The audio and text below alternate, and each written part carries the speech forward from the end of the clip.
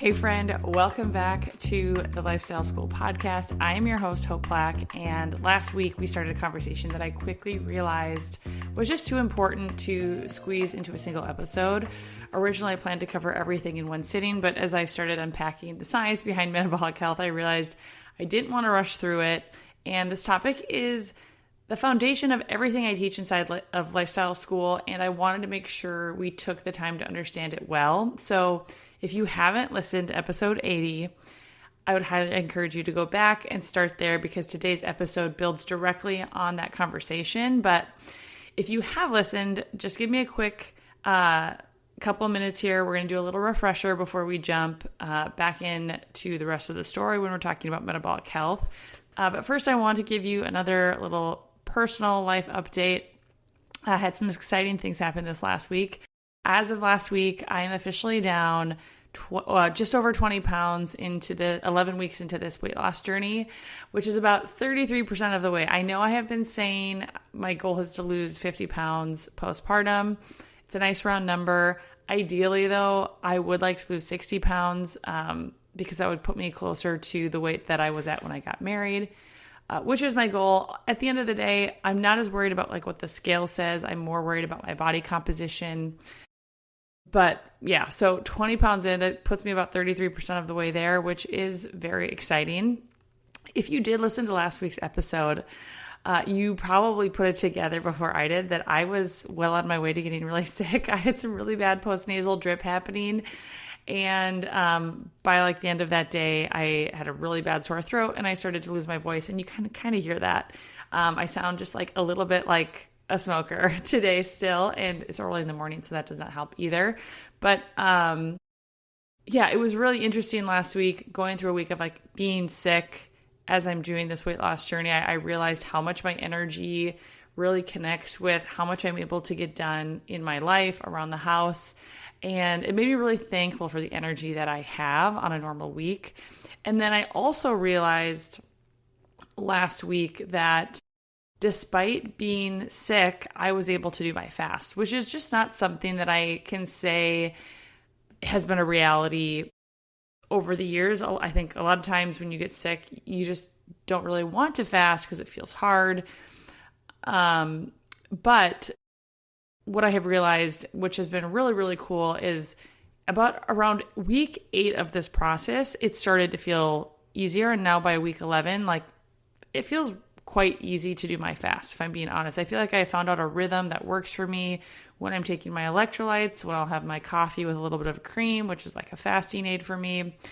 And yeah, I can show up to my fast and they don't feel hard, which is just kind of wild. And this is kind of the sweet spot on a weight loss journey when what you're trying to show up to do every week starts to feel easy.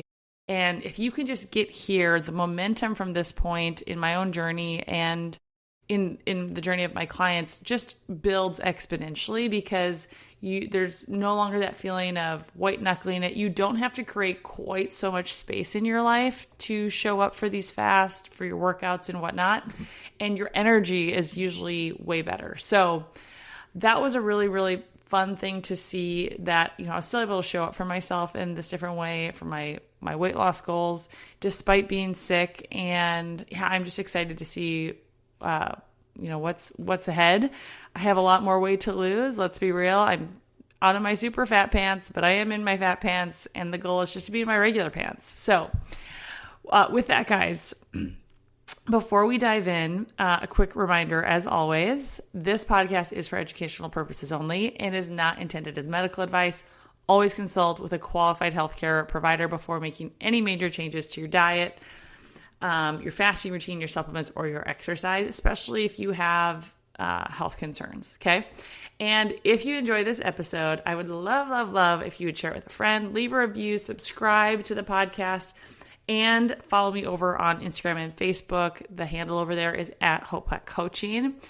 And again, I always like to remind you, if you want to support the podcast, this is, other than sharing it with a friend, this is another really practical, tangible way, because unfortunately it's not free to podcast, at least not the way I do it. Not super expensive, but it's not free.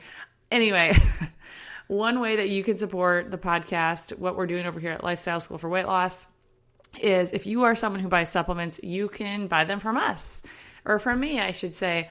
You can head over to my website, which is www.hopeplackcoaching.com. In the top right corner, there is a button that says store, and you can go there. All of the supplements are high quality supplements, professional grade, third party tested, which unfortunately isn't something you're guaranteed if you're buying your supplements on a place like Amazon or even your local health food store or CVS, Walmart, etc. These are the same supplements that I use, my kids use, my husband uses, and that I recommend to my clients. And so if you want just a really practical way to support me and my ability to create free content here on the podcast, head over there, buy your supplements there. And if you do decide to do so, you will need a code to create an account, and that code is 104567. Again, 104567. And if you are like, Hope, I want to start taking some supplements, I'm just not quite sure where to start. I did a whole podcast episode on supplements, my philosophy, what to take, why to take it, why it's important for metabolic health. And that is episode 43 of the Lifestyle School podcast. We go over the core 4 supplements that I think most people should be taking for metabolic health. Lastly, guys, I forgot to put a note here in my notes about this, but I am actually in the process of creating a community for the Lifestyle School for weight loss listeners, as well as people who go through my course. I do think it's going to be a paid community. It's really small amount. It's still in the process of being made. I want to call it the Lifestyle School Daily Challenge. And my thought behind this community is, hopefully you're there listening to this podcast because you want to show up every day in your life. You want to do better. You want to pursue your best health, whether that's just from a health perspective or a weight loss perspective. You're trying to show up for your fast. You're trying to, lead your meals with protein, healthy fat, fiber, all of these things. And it can feel lonely at times. And so the goal with this community is to do a 30-day challenge every month where you have like 10 daily things for a checklist. Essentially, it's like your daily 10 that you're going to do every day. One of them is making your bed because we need a quick, easy win. Others include things like going for a walk, leading each meal with protein, fat, or fiber. Getting 7 to 9 hours of sleep is one of them. Drinking your water with electrolytes. A lot of those things that we talk about that are pretty much foundational to every topic we talk about when it comes to health on this show. And also in that, I want to include, give you guys access to a workout program for 15-minute workouts that you could do throughout the day. And really, I want to make it a place where you can feel encouraged, you can get encouragement, you can get some questions answered if you have them, and just be surrounded by like-minded people. And then at the end of the 30-day challenge, whoever wins, I'm trying to still figure out how to gamify it to make it more engaging and fun, but you'll win a $5 gift card at the end. I mean, maybe if it grows and there's a lot of people, maybe we can do bigger prizes, but I'm not trying to bankrupt myself with prizes at the end of this. So if you are interested in that, reach out to me on Facebook or Instagram. I would love to hear your thoughts if you're interested. I don't even have a email waiting list for when this might come out. So just keep your ears open. I would love to launch it in August, but in the reality of things, it might be September. So keep your ears open for more news on that. With that, guys, let's see here. Where am I at in my notes? Okay. Let's get into it. If you haven't already listened to episode 80, this episode might make more sense at this point, but I will give you a brief summary of our last episode here if you haven't gotten there. So in episode 80, we challenged one of the biggest myths when it comes to weight loss. And the idea is that weight loss is simply about eating less and moving more. I'm sure you've heard it. Just eat less, move more, you're going to lose weight. And I explained in that episode that while calories absolutely matter, they aren't the first thing that I focus on with my clients. Instead, I focus on improving metabolic health because a healthy metabolism makes weight loss dramatically easier. And we started by defining what metabolic health actually is.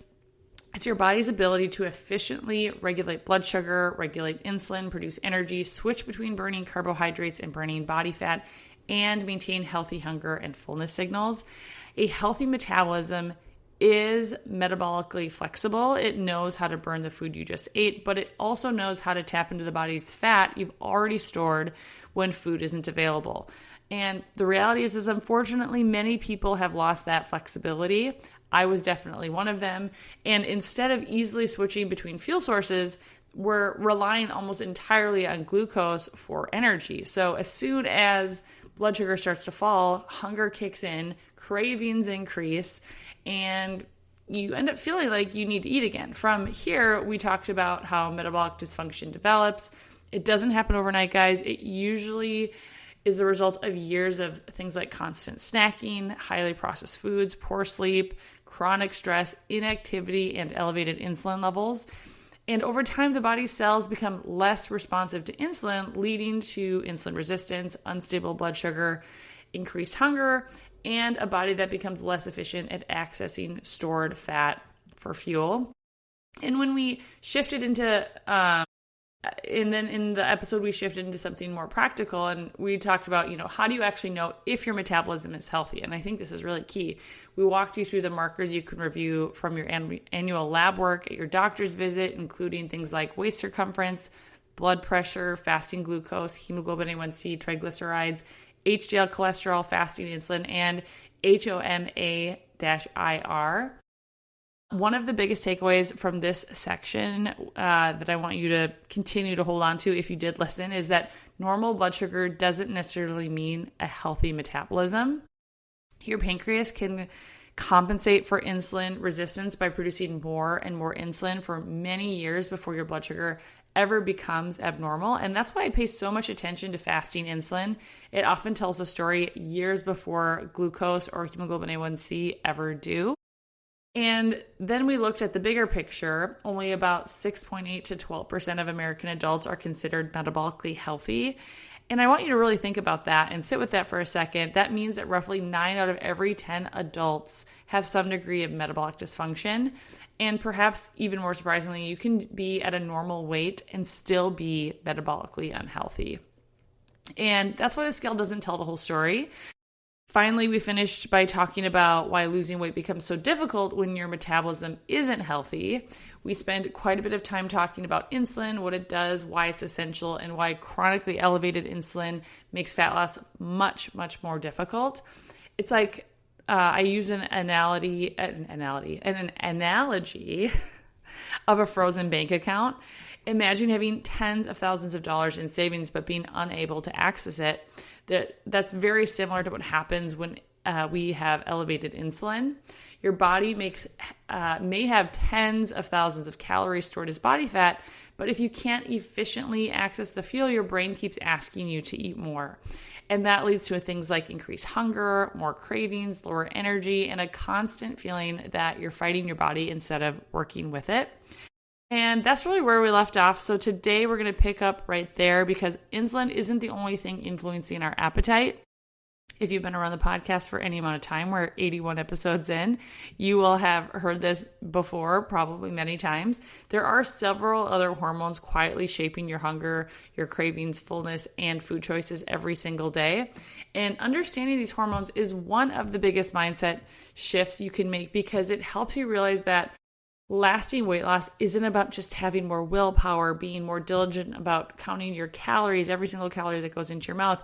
It's about creating an internal environment where your body naturally works with you instead of against you for weight loss. So today we're going to dive into hunger hormones. We're going to dive into why calorie counting often falls short and how Lifestyle School approaches weight loss differently and practical steps you can take to restore your metabolic health. So with that, guys, let's jump back into where we left off last week. So now that we've talked about insulin, I want you to zoom out a little bit and look at another piece of this puzzle because insulin isn't the only hormone influencing whether you eat. In fact, one of the biggest misconceptions about weight loss is that hunger is simply a matter of self-control.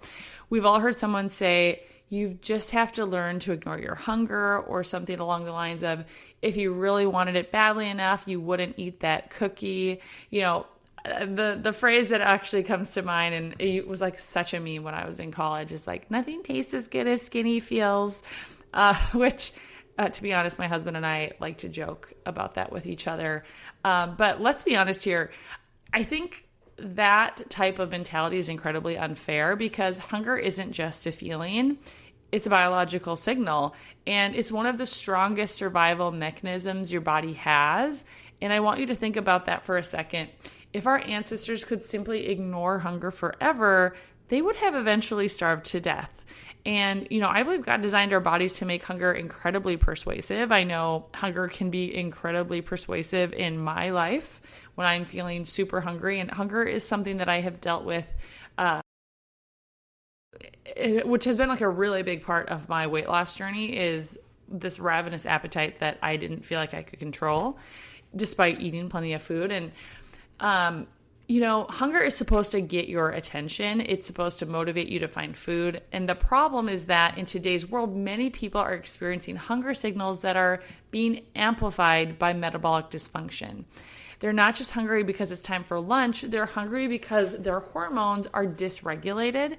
And so I want to talk about some of the major players in this symphony of hormones. The first hormone is ghrelin. Ghrelin is often called the hunger hormone because it's primarily responsible for telling your brain it's time to eat. I like to think of it as like ghrelin is the grumbling tummy, I can't speak.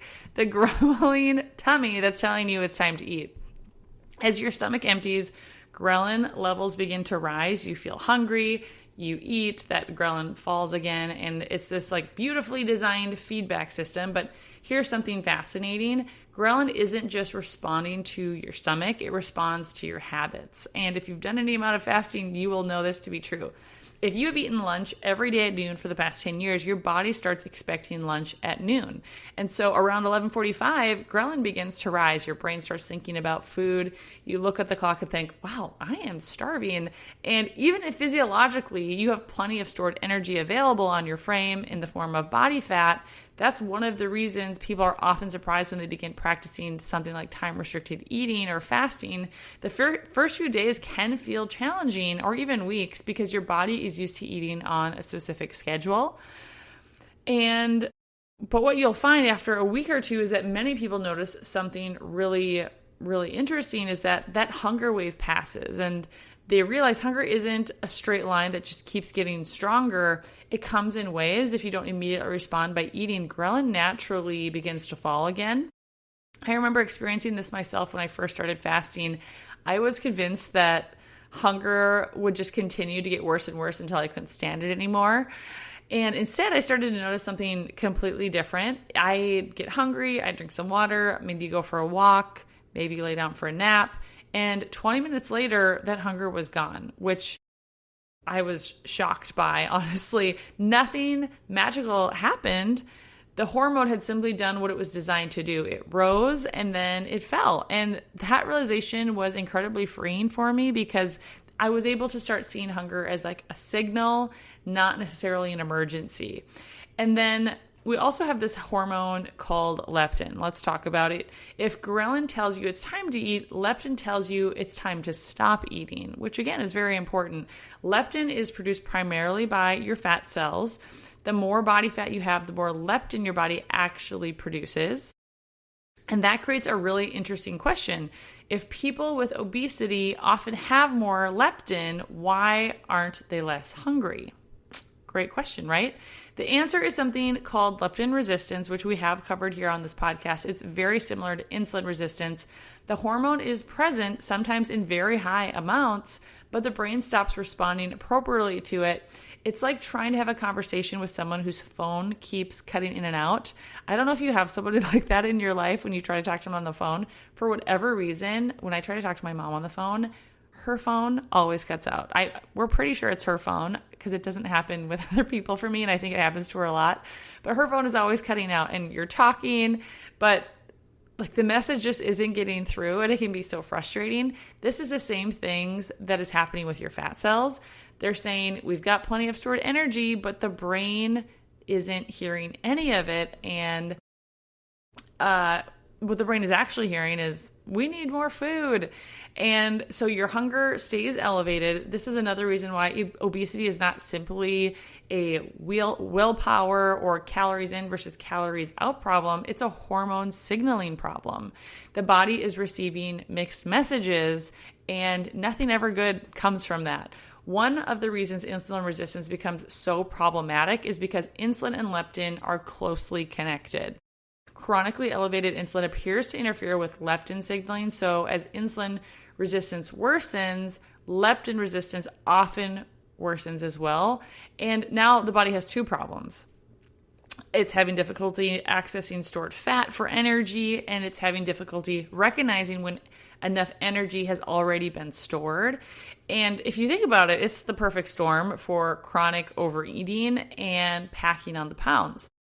And, we've also talked about GLP-1 because it's impossible to have a conversation these days about weight loss without mentioning it because of the GLP-1 medications that are out there. We've dedicated entire episodes to GLP-1 medications. So I don't want to spend too much time here talking about GLP-1s, but it is worth an honorable mention. GLP-1 is a hormone naturally produced in your intestines after you eat. It helps slow down stomach emptying, it increases your feeling of fullness, and it stimulates insulin when needed. It reduces glucagon, and perhaps most importantly, it communicates with the brain to reduce appetite. And it's one of the reasons protein and fiber-rich meals are so satisfying. They are excellent natural stimulators of GLP-1, and it's one of the reasons fasting can be so powerful. As we've discussed in previous episodes, fasting appears to enhance your body's natural ability to regulate many of these same hunger pathways over time. The goal isn't simply to suppress appetite. The goal is to restore your body's own ability to regulate it. And, I also think we have to talk about cortisol because it's, I've seen this over and over with my clients. Someone tells me, Hope, I am doing everything right Monday through Thursday, but Friday night I feel completely out of control around food. And then we start talking and, I ask, how have you been sleeping? And they say, not great. How has stress been at work or with family? And they say, really stressful. And, I ask, how is life at home? And, they're like, honestly, pretty overwhelming. I got so much on my plate. And suddenly it makes a lot more sense to me. Chronic stress and poor sleep raise cortisol, and higher cortisol can increase your blood sugar. It can increase your insulin. It will increase your cravings, definitely. And especially for highly processed, high calorie foods. And, I want you to know, I think a lot of times we get to Friday night and if we feel run down after a really busy, stressful week with not enough sleep, we feel like we just don't have what it takes to do the thing that we have set out to do to lose weight, to be healthy. And we start to see it as a problem with ourselves, right? We start having this internal conversation that is confirming this probably wrong identity we've been holding on to about who we see ourselves as someone who never is able to follow through, who always drops out on their goals, stuff like that. And we start to see it as a character flaw.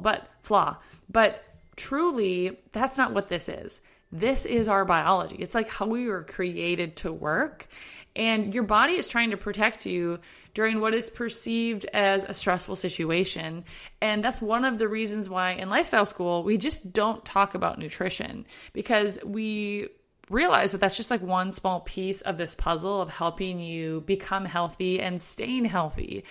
We don't want you to just do a crash diet, lose 20, 30 pounds, and then go back to what you were doing and get back right to where you were results-wise.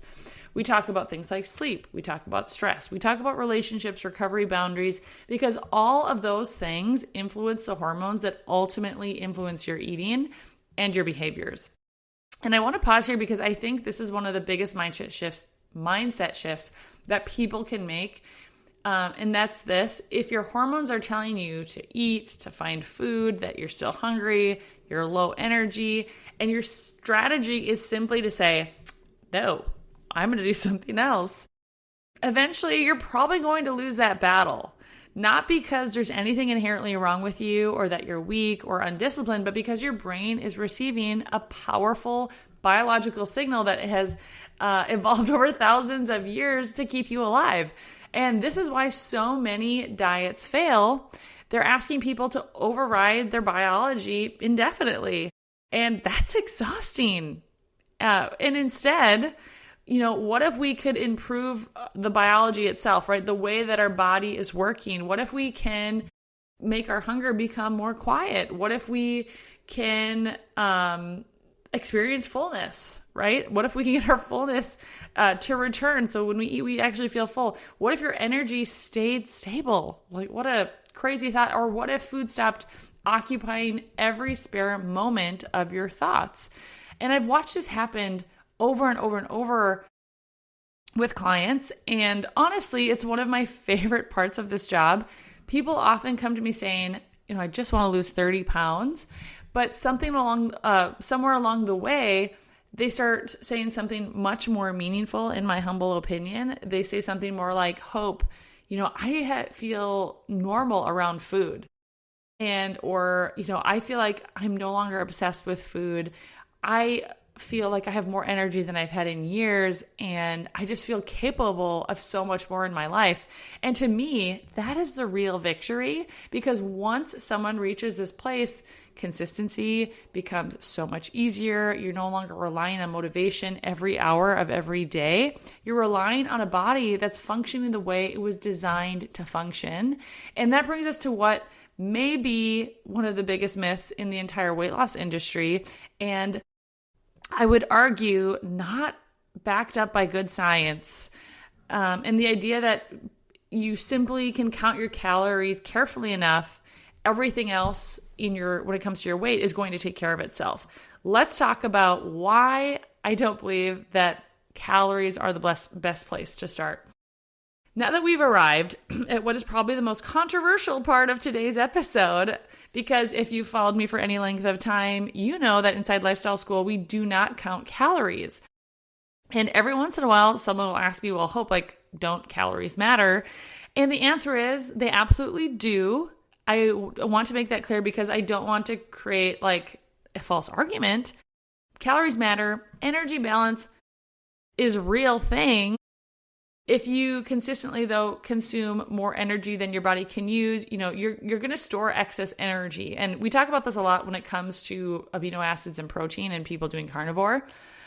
Likewise, if your body is consistently, if your body consistently is using more energy than it takes in, weight loss will occur. And that's what you see for a short time when people lose weight when they calorie restrict. That's basic physiology. So the question becomes, well, why don't we count calories here at Lifestyle School? And that is because I don't think calories are the best place to start. And here's why. One of the biggest assumptions behind calorie counting is that your body behaves like a calculator. You eat, 500 fewer calories, you lose 1 pound every week, simple, predictable, linear, but that's not how the human body works. Your metabolism is dynamic. It's adaptive, it's intelligent, it's constantly responding to the changes in your environment. When you reduce calories, your body doesn't simply sit there and say, okay, let's just burn the exact same number of calories forever. Instead, it adapts. And think about it this way. Imagine your household income simply drops by 30%. What would you do? Well, hopefully most families wouldn't continue spending the exact same amount of money. You would adjust, right? You'd eat out less, you'd delay buying a new car, you'd cancel a few subscriptions, you become more efficient, and your body does something very, very similar. When it senses that less energy is coming in, it starts looking for places to conserve energy, not because it's trying to frustrate you, because that's how human beings survived throughout history. If food becomes scarce, the people whose bodies conserved energy are the ones who survived. Those who wasted energy didn't. And that is why your metabolism is designed to adapt so that you can survive. So what actually happens when someone dramatically cuts calories? Well, several things begin happening simultaneously. Your resting metabolic rate begins to decrease. In other words, your body starts burning fewer calories simply to stay alive. Your body also reduces something called non-exercise activity thermogenesis, also known as NEAT. Now, that's a mouthful, but here's what it means. These are all of the little movements you don't think about that you do throughout the day. So fidgeting, standing, walking around the house, talking with your hands, changing positions in your chair, taking the stairs, parking far away. When calories are restricted, people often unconsciously move less. Not necessarily because they're lazy, but because their brain is trying to conserve energy. You may also notice that your workouts don't feel as strong because recovery takes, and also you might notice that recovery takes longer, and you might feel colder, you have less motivation to move, sleep may worsen, concentration becomes harder, and of course, your hunger increases. And remember what we talked about in the last section? Your body starts turning up the volume on hunger hormones while simultaneously becoming more efficient with the calories it has. So we're eating less, we're burning less, we're feeling hungrier, and I want to be clear, that's not failure. That's just your body adapting. And one of the most fascinating demonstrations of this comes from a study conducted in the 1940s, which you've heard me talk about on this podcast before, called the Minnesota Starvation Study. Researchers recruited healthy young men and placed them on a prolonged calorie-restricted diet. These weren't people trying to lose weight for cosmetic reasons. To be clear, the purpose of the study was to understand what happens to the human body during starvation so doctors could better treat people recovering from famine after World War II. And the results were extremely interesting. As the study went on, participants became increasingly obsessed with food. They collected things like recipes. They talked about food constantly. Some read cookbooks for entertainment. Others dreamt about food. Many became anxious, depressed, irritable, socially withdrawn. Their energy plummeted. Their body temperature also dropped. Their resting metabolic rate slowed. Their physical performance declined. Their libido decreased. Their lives just became centered around one thing, and I bet you can guess what that was, which was food. And I want you to think about that. These were physiologically healthy young men, and yet prolonged calorie restriction fundamentally changed the way they thought, they felt, and they behaved. Why? Because their bodies were trying to keep them alive. Now, I am saying that someone eating I want to be clear. I'm not saying that someone eating in a modest calorie deficit is experiencing starvation. That is not what I'm saying. But I do think that the study teaches us an important lesson. And that is that the body perceives, when the body perceives that energy is scarce, its response is to adapt. And many of these adaptations make continued weight loss more difficult. And now here's why I think this conversation is going to continue to get more interesting for you. Imagine someone who already has elevated insulin, right? Their body is already struggling to efficiently access stored fat. Think of high insulin as like this huge roadblock, this wall keeping you from your stored fat. Their body's already struggling to get to that stored fat, and then this person cuts calories. What happens? They eat less, but they still can't easily access that stored energy. So now they experience the worst of both worlds. They're hungry, they're tired, their metabolism begins adapting. And because insulin remains elevated, their body still isn't efficiently burning stored fat. And this is why calorie restriction often feels miserable for people with insulin resistance. And this was 100% me and many of my clients. It isn't simply because they're eating less, it's because we're reducing incoming fuel without improving access to the stored fuel, which is the whole goal of the calorie restriction in the first place. And I want to give you an analogy that I use with my clients all the time. Imagine your house loses power, you own a backup generator, but no one ever turns it on. And instead someone tells you, just use less electricity. You stop using the lights, you stop using the dishwasher, you stop using the washing machine, things like the air conditioner, and life becomes increasingly uncomfortable, especially if it's summer without that air conditioning.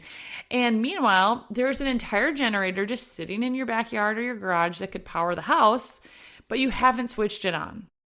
This is what improving metabolic health does. It helps your body switch over to the backup generator, which is your stored body fat. And so instead of saying simply use less energy, we teach the body how to better access the enormous amounts of energy it already has stored in the form of body fat. And that is a completely different strategy. So when someone joins Lifestyle School for Weight Loss, my course, if you're working with me, I don't immediately ask you, how many calories are you eating? Honestly, it's one of the last questions I'm interested in. Instead, I ask things like, how often are you hungry? Do you wake up hungry? Do you crash, your energy crash every afternoon? How often are you snacking? Can you comfortably go a couple hours, 4 or 5 hours without eating? Do we know what your fasting insulin is? How's your sleep? How's your stress? Have you done any fasting? What's that schedule like? What's the amount of protein that you're eating? How many steps are you getting in? Because these questions tell much more about the health of someone's metabolism than simply knowing if they're eating 1,500 calories a day. Hold on, I need to cough. Excuse me. And now here's what I have observed after coaching people for a decade. When we improve metabolic health first, people naturally begin eating fewer calories. Not because I told them to, but because simply they're not hungry anymore. And if you think about that, that's pretty incredible. That's a completely different experience. Instead of forcing yourself to eat less while your body screams for more, your appetite begins to match your actual energy needs. And that is when this becomes sustainable, right? It's when it becomes enjoyable. It's kind of what I was telling you at the beginning of the show. On my own health journey, I'm easily switching between body fat and fuel that's coming in via food. And it's making the process of weight loss feel so much easier. And this is something that people can continue for years. And I believe it's one of the biggest differences between dieting and healing. Dieting says, fight your hunger. What we say here at Lifestyle School is, let's figure out why you're so hungry in the first place. And because once we solve that problem, everything else becomes easier. And that's exactly what I want to spend the rest of today's episode talking about. If we know metabolic health is the foundation, if we know improving insulin sensitivity changes everything, how do we actually do that? How do we build a metabolism that works for us instead of against man, guys, I'm struggling. How do we build a metabolism that works for us instead of against us? And that's exactly what we do inside of Lifestyle School for Weight Loss, and it's what we're going to talk about next. So improving your metabolic health, if that's the goal, how do we actually do it? Because by now you might be thinking, okay, Hope, I'm convinced, I understand why metabolic health matters. I understand why insulin resistance makes weight loss harder, but what do I actually need to do? And I love that question because this is where everything we've talked about today becomes really practical. The truth is there isn't one magic food. There isn't one magic supplement, workout, fasting schedule, medication. Improving metabolic health is about consistently sending your body signals that say, it's safe to become metabolically healthy again. Remember what I said at the beginning of last episode, in episode 80, your metabolism is always listening. Everything you do is sending your body information. Every meal, every workout, every night of sleep, every stressful day, every walk, every fast, every one of those choices is telling your body something. Inside of Lifestyle School, we intentionally work to change those signals for the better. And while we have a lot of tools, there are really 7 pillars that everything else is built upon. It all starts with nutrition, right? But probably not in the way that you're expecting. Notice that it doesn't say calories. It didn't say macros. I didn't say how many points you're counting. I didn't say what shows up on the food scale. It starts with real food. One of the biggest problems, I think, with our modern food environment is that we become disconnected from what food actually is. We've replaced foods that come from farms with foods that come from factories. A lot of food-like products, I like to say. We've replaced ingredients, like the ingredients our great-grandparents would recognize, with ingredients on labels that look like chemistry textbooks. And ultra-processed foods are designed to be hyper-palatable. They're engineered to keep you eating. They digest really quickly. They often spike your blood sugar really rapidly. They're usually low in protein, low in fiber, easy to overconsume. And Instead, at Lifestyle School, we focus on foods that naturally support metabolic health. So things like animal protein, healthy fats, vegetables that are fibrous, fruits in appropriate amounts, high quality dairy for those who tolerate it, things like nuts, seeds, foods that nourish your body instead of constantly overstimulating it. One of the easiest shifts you can make is simply asking, what would happen if most of my meals, sorry, I just hit my camera.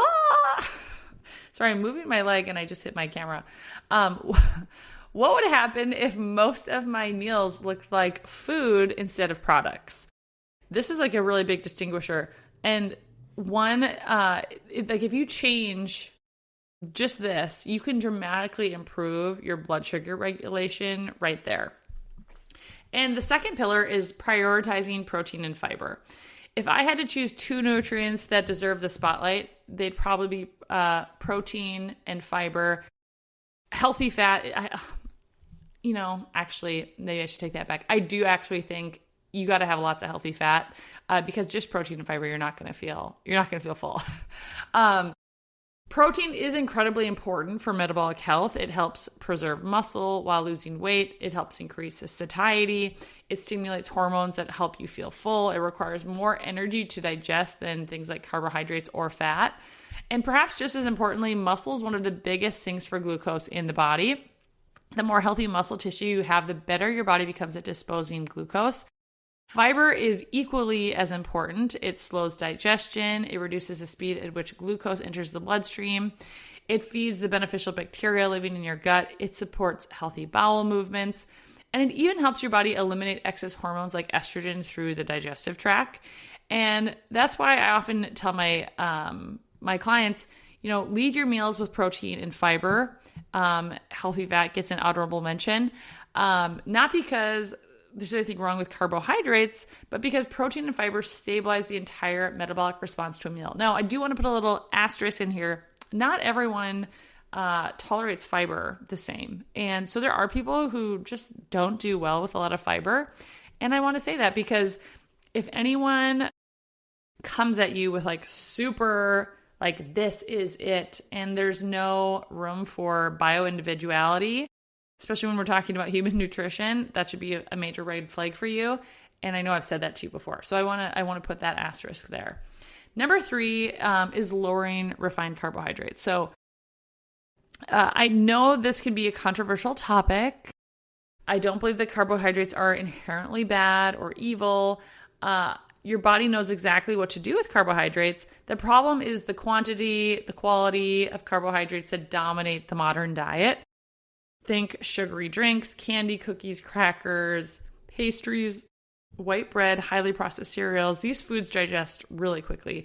And, even a lot of bread. I made sourdough at home for quite a while. I was a pandemic sourdough gal, and it just didn't work for my blood sugar, for my health.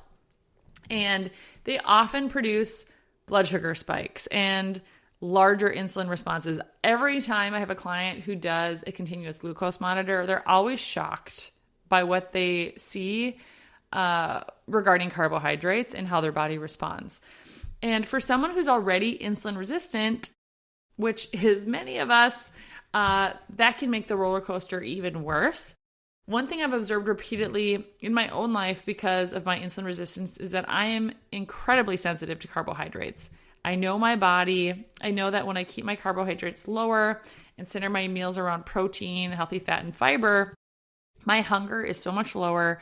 My blood sugar is more stable. My energy is better. My weight loss becomes easier and much more quick. And it doesn't mean, everyone needs to eat like me because you aren't me. But one of the things I love about how we have set up Lifestyle School is that we individualize the approach. And we do recognize that for many people, especially with those with insulin resistance, that reducing refined carbohydrates is one of the fastest ways to improve metabolic health and your body's ability to get to that stored body fat.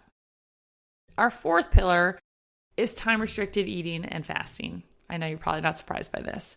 This is probably the pillar most people associate closely with my coaching style, and for good reason, because fasting gives your body something our modern world rarely provides, and that's a break from insulin. Every time we eat, insulin rises. Again, that's normal. The goal isn't to eliminate insulin. The goal is to spend enough time with insulin low that our body can transition into burning stored body fat. And this is where time-restricted eating can also be a very powerful tool. Instead of eating from 6 in the morning until 10 p.m. at night, maybe shorten that eating window. What a novel thought. When depending on the individual, we can, incorporate longer fasts if needed. And, I just totally lost where I was at in my notes. So if needed, we can do longer fasts for people. Time-restricted eating can absolutely be really powerful. And it's not because, fasting is like a magic pill, although it's a very powerful tool. It's because fasting is one of the most effective tools that we have for improving insulin sensitivity and restoring metabolic flexibility. And that is absolutely why we do it. I want you to think back to last week with our hybrid car analogy. Fasting teaches the body to switch fuel sources. And you stop relying exclusively on glucose from the food that you're eating, and your body remembers how to efficiently burn stored body fat. And, I've watched clients experience remarkable changes through fasting, not just from weight loss, but they experience quieter hunger, more mental clarity, more stable energy. It reduces their food obsession. It lowers their fasting insulin, improves their blood sugar regulation. And these are all signs that our metabolism, our metabolic health are becoming healthier. Pillar number 5 is building muscle through resistance training. This is one area, I think the fitness industry sometimes misses the bigger picture. We often exercise simply to burn calories, but that is not why I recommend resistance training. I recommend it because muscle is metabolically active tissue. It's one of the largest places your body stores glucose. The more muscle you build, the more metabolically healthy you become. Resistance training improves insulin sensitivity. It helps preserve lean tissue while losing fat. It supports healthy aging, protects bone density, improves balance, strength, confidence, especially as we age. Building muscle becomes one of the greatest investments we can make in our long-term metabolic health. I tell my clients all the time, if you're not lifting weights, we're not lifting weights just to look better. We're lifting weights because we are building a healthier metabolism. And this is a core piece of the puzzle. Number 6, our 6th pillar, is prioritizing sleep. You knew it was going to be on there, guys. Let's be real. I honestly don't think sleep gets enough attention in the world of weight loss. You can eat the perfect diet. You can follow the perfect fasting schedule. You can exercise consistently. But if you're sleeping 4 to 5 hours every night, maybe even 6, depending on the person, your metabolism is going to struggle. Poor sleep increases insulin resistance. It raises your cortisol. It raises your ghrelin, your hunger hormone. It lowers leptin, that I'm full hormone. It increases your cravings. It impairs glucose tolerance. It's remarkable how quickly sleep deprivation affects metabolism. It's very significant. In fact, studies have shown that every single night of restricted sleep can temporarily reduce insulin sensitivity. It just takes one night. And that's why sleep is not optional on your weight loss journey. Hold on, I got to cough again. Sorry, guys, we are recovering. Just one night can impact your insulin. And that's why sleep isn't optional. It's foundational to everything we do here at Lifestyle School for Weight Loss. For weight loss, sometimes improving someone's sleep produces changes in their hunger that surprise even them. And our 7th pillar, finally, is managing stress. We have talked about stress on this show because your body doesn't distinguish between different kinds of stress. Whether it's work stress, financial stress, relational stress, stress from sleep deprivation, or even overtraining, your body responds similarly. It increases cortisol. Chronically elevated cortisol contributes to higher blood sugar, higher insulin, more cravings, more abdominal fat. And that's one of the reasons why Lifestyle School spends so much time talking about mindset. Relationships, boundaries, recovery, rest, walking, prayer, journaling, calling a friend, because improving metabolic health isn't just about what goes on your plate. It's about the life that you're living. And so as you listen to these 7 pillars, you may notice something. None of these are extreme things. None of these are gimmicks. None of them promise 20 pounds in 2 weeks. And instead, each one sends your body a healthier signal. Excuse me. A meal centered around protein and fiber sends one signal. A good night's sleep sends another signal. That walk after dinner sends a signal. Strength training workouts send a signal. That 16-hour fast is sending a signal. Individually, these signals may seem very small, maybe even like they don't make up, like aren't going to make much of a difference. But when you stack them all together, day after day after day, week after week, month after month, your metabolism truly begins to change. Your body begins responding differently. Hunger changes, energy changes, blood sugar changes, insulin changes, and eventually your weight changes too. And here is the beautiful part. The weight loss is no longer being driven by this constant restriction. It's being driven by a healthier metabolism. And that's a very different experience. We're no longer forcing your body to lose weight. You're creating the conditions where losing weight becomes the natural response. Think of it as the positive side effect. And that's exactly where I want to leave you in this final part of the podcast, because I think here's one mindset shift that ties this entire episode together. And that's the difference between fighting your body and finally learning to work with it. As we wrap up today's episode, I want to leave you with one final thought, because if you've listened to everything we've talked about today and last week, I hope you've noticed this common theme. Everything inside of Lifestyle School is designed to help your body work with you instead of against you. Like, we want to work in tandem, in partnership with our body. And I think that's one of the biggest differences because with my approach, and because so much of what we've been taught about weight loss is the opposite, right? For decades, we've been told that weight loss is this battle. We're talking about fighting cravings, battling our appetite. We cheat on our diet. We fall off the wagon. We get back on track. And the language itself tells us something. It sounds like we're at war with our own bodies. And honestly, I think that's heartbreaking because our body isn't our enemy. Your body has been trying to protect you this entire time. Think back to everything that we've covered today. When you became hungry, your body wasn't trying to sabotage you, right? It was trying to make sure you had enough energy to survive. Your metabolism slowed during calorie restriction. Your body wasn't trying to ruin your diet. It was trying to keep you alive during what it perceived to be being a time of food scarcity. And when your cravings became stronger, when your energy dropped, when your hunger hormone increased,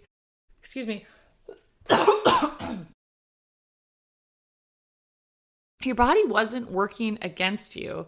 It was doing exactly what it was designed to do. And that problem wasn't your body. The problem was that we were asking it to do something while ignoring the biology that controls it. And I don't know about you, but I find that incredibly freeing because it changes the question. Instead of asking, what's wrong with me? We begin asking, what is my body trying to tell me? This is a much more compassionate question, and it is also a much more productive question if we're being honest. For so many years, I thought my problem when it came to food and my weight was a lack of discipline. I thought I was just someone who was always going to be hungry.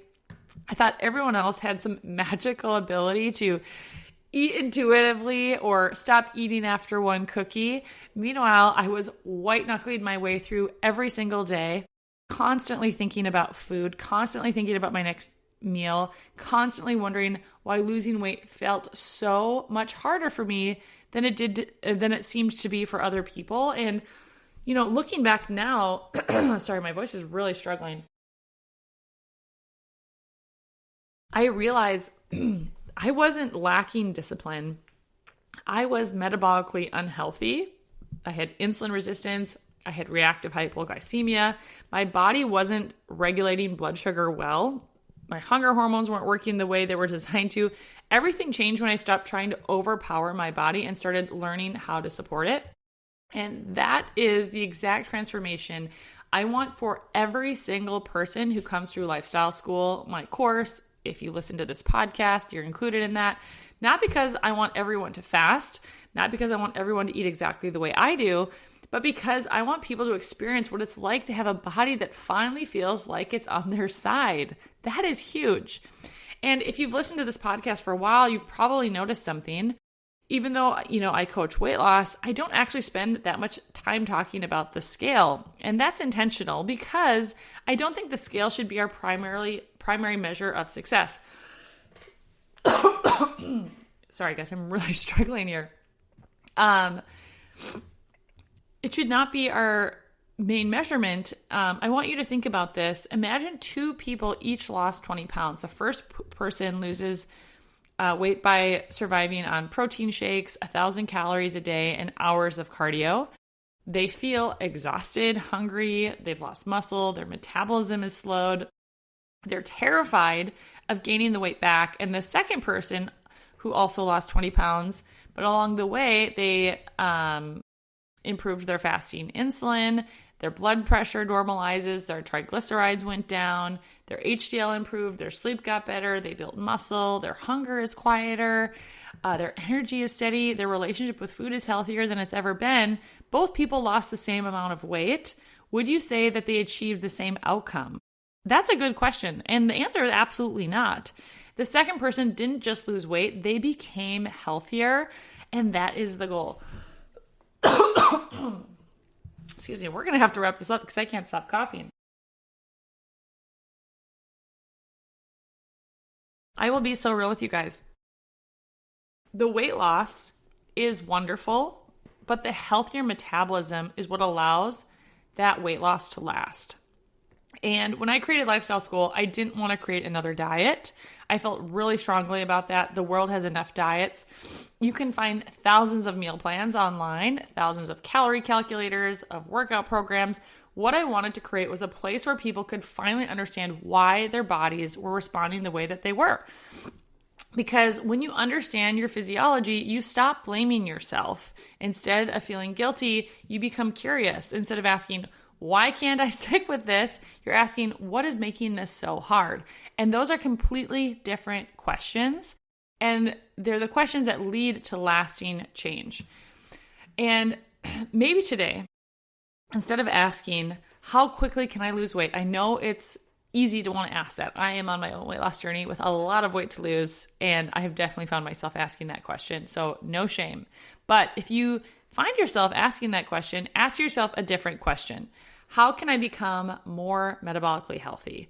Maybe success this week looks like eating enough protein, taking that walk after dinner, going to bed 30 minutes earlier, skipping the afternoon snack because you're not genuinely hungry.